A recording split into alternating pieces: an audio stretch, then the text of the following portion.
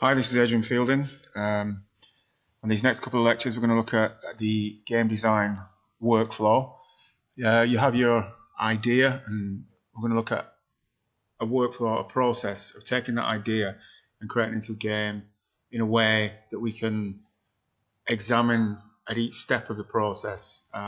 Whether you're creating a compelling game, we can identify where the problems are, and we can make sure that the player enjoys the experience that you've created.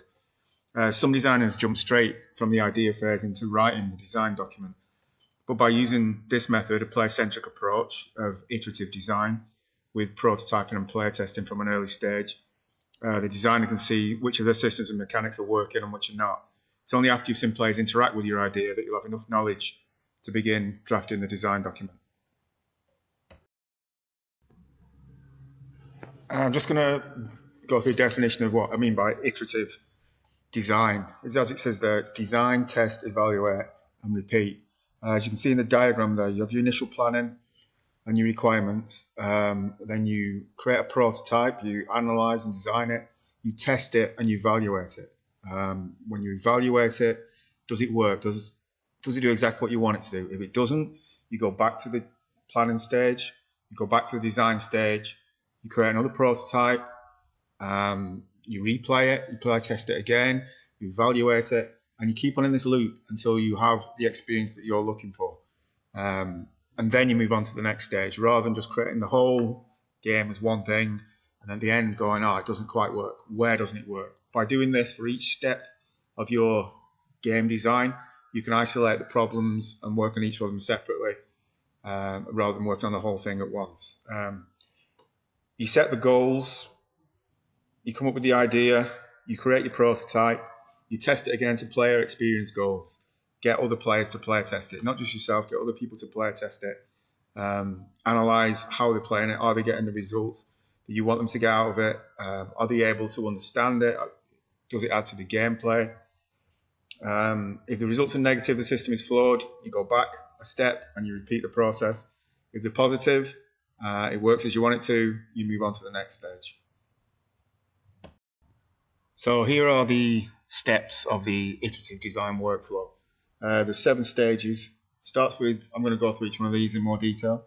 Starts with brainstorming, coming up with the ideas, working out what ideas work, which they don't, at a very high level.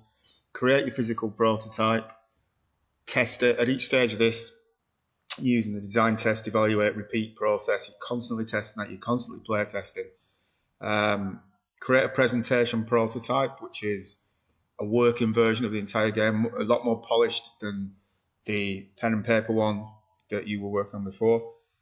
Software prototype. If you are creating a digital game, at this stage, a software prototype isn't a prototype of the whole game. It's bits of the game that might need certain technical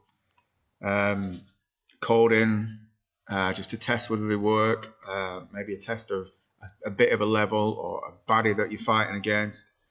You see the 5th one there is the design document. You've already gone through a lot of stages, rather than just going from here's my idea straight into your design document where you're writing everything out in great detail, not knowing whether each step actually works because you haven't prototyped and played it. You're going straight into the design document. So here that's the 5th step. And then you go into production where you make the game, and quality assurance is where you test and test and test and test and test for bugs or bits of the game that don't work at the final stage before you release it. So the first stage in the iterative design workflow is the brainstorming. You have your idea for the game, you've maybe used a model of the MDA framework to say, I want a race to the end game or an aesthetic, I want the player to have this emotion when they're playing it, and now you're going to the brainstorming stage. So tools for this, a notebook, the mind mapping tools, maybe a whiteboard, your game design toolkit, which if you remember in Greece we had, you have counters, you have your dice, that sort of thing, so you can just instantly test the ideas that are coming up during this stage. You need to state a challenge first of all, rather than just go into it, we'll just brainstorm anything. State what the challenge is. For instance, design a game in which players must make strong allegiances. Design a game with a special role for parents to play together with the children. Come up with a game which makes interesting use of only one button for control. Research and play similar games in the genre, so you have an idea of what people have done before. Make a note of what works and what can be improved. I put up there a list of questions to ask while brainstorming to get the creative juices flowing. What is the role of a player? Are they playing themselves? Are they playing the part of a character in your game? Do they have a clearly defined goal? Do they know exactly what they're trying to achieve? What are the obstacles in getting to that goal? Every game has obstacles to stop the player or challenge the player from getting to their goal. What kind of resources do they have to help them accomplish that goal? For instance, in Monopoly, it would be money. In a digital game, it might be they have to collect coins, or they have weapons, that sort of thing. What is the conflict in my game? There's always a conflict. Is it a conflict against another player? Is it a conflict against the player themselves? What are the rules? At this point, you'd be writing down the basic rules. We'll go into that in a minute. What actions does the player take and when? When does the player have the turns? How are the turns? How do they work? Does each player go clockwise? Is it chosen a different way? How many players can play? Who is the target audience? That's very important. If you're making a game for kids, very important from this stage of right at the beginning of the design, very different than if you're making it for a mature audience.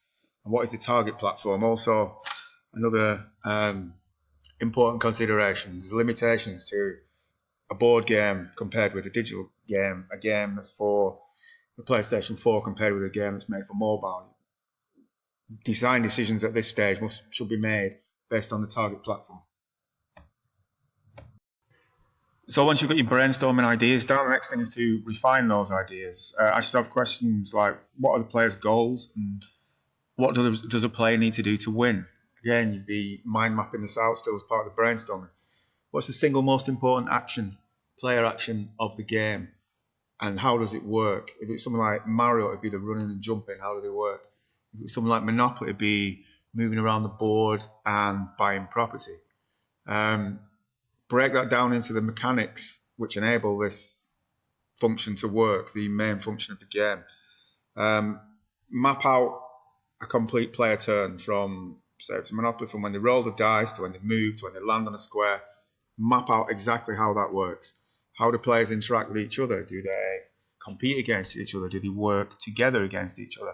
All this is part of the brainstorming process. The second stage of the iterative design workflow is the physical prototyping. This cannot be understated how important this is to creating good gameplay. When we were in Greece there, we went straight onto this from the design because of time limits. But this should come after the brainstorming. It should come during the brainstorming, where you can just, if somebody comes up with an idea, you've got your game design toolkit there, and you can just quickly create a little prototype and play it out. And then on a bigger scale, every time you make a decision on the design of a game, you quickly play it out. And you can see if it works there. If it doesn't work, you can isolate why it works or why it doesn't work. Nothing is more valuable to improving gameplay than a good prototype. For both board games and digital games, they all start with people with pens and paper. Even first-person shooters, they will build a little cardboard level, they'll put the players in and they will role play and use dice to see how many hit points they get, whether someone see someone around the corner, this sort of thing. Can the core mechanics hold the interest of the player? Do they work? Are they compelling to a player? At this point, we're only really interested in the core mechanics. Everything else will come further down the pipeline. It allows you to focus on a small set of the mechanics or features to see how they function. You can isolate every little bit of your game and check, see if it's working right. You can focus on the gameplay rather than the technology. You're not being bogged down by the programming or the 3D modeling or creating a beautiful board if it's a board game. At this point, it's just pen and paper and just purely on the mechanics and do they work. Prototype games can go through more iterations in a shorter period of time with little wasted effort. You can respond in real time to player feedback. If you get a suggestion of someone who's playtesting it, you can immediately create another prototype and see if what they are suggesting is going to work. non-technical members of the team can participate. You don't have to be a programmer, you don't have to have any technical knowledge to come up with an idea and quickly prototype it on paper. And there's no major cost or use of resource. Again, you're not using a programmer or using his time, which costs a lot of money. You're just there with your pen and paper, still at the ideas and the prototyping stage. Does it work? Does it not work? Okay, just a bit about this core gameplay function, which is made up of mechanics. This is what you're really testing at this point. Do they work? The most important parts of the game, the actions that a player repeats most often while striving to achieve the game's overall goal. The examples that I gave there: Monopoly, players buy and improve properties with the goal of charging rent to other players who land on them in the course of play. That's the core. That's what players do most often in Monopoly. Or Super Mario, the player controls Mario, making him walk, run, and jump while avoiding traps, overcoming obstacles, and gathering treasure. A couple more of these core game loops.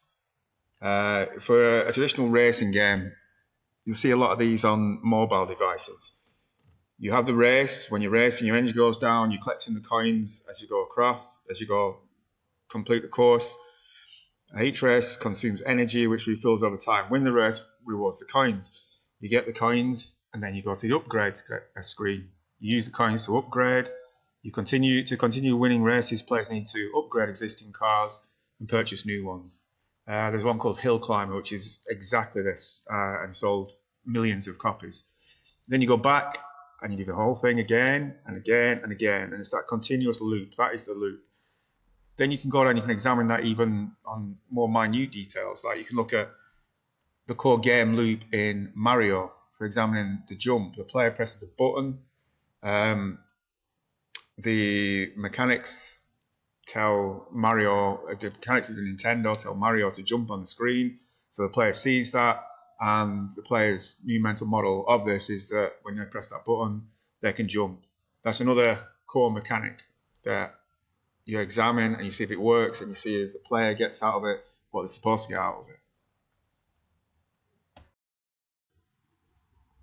So there's a few things you should be doing at this stage when you're just testing out your core gameplay loops or mechanics.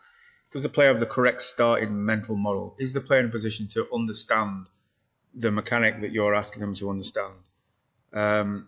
Identify actions, verbs. What does the player do? Do they roll a dice? Do they press the button to make the character jump? Identify the rules. What will happen when they do that? Is the feedback understood? For instance, if we go back to this one, if you look at the Mario one there, the feedback when you press the button is that the Mario sprite on the screen jumps. So now the player's mental model has gone from what happens when I press this button, I have a button in front of me, what happens it to when I press this button, I can jump. They understand that. That's a complete loop. Does the loop break? Can they understand that? If you're trying to get them to do something that's beyond them, or that they don't have enough information to understand the mechanic that you're trying to make them understand, then this loop will break and they will not be able to progress with the game because they won't understand the loop that they've just been through. Here's an example of that, examining loops and whether they work and whether the player can understand the loop and move on to the next one to create a skill chain. You can build from one loop to another, but the player has to be able to master one loop to be able to understand the next one. So in Mario, you press a button, the character jumps up in the air with the animation on the screen, the player then knows that they can jump. That's a successful loop. And then you can build on that once they've understood that. So the player jumps near a platform, the animation on the screen jumps, and then the character hits the platform, lands on the platform. So the player then understands that they can jump to higher platforms using this, and then you can build on that and build on that. But each one of these loops has to be tested to see if they work and they don't break, and then you move on to the next one and you create a skill chain. Okay, that's 15 minutes, so I'm going to continue this in the next YouTube clip.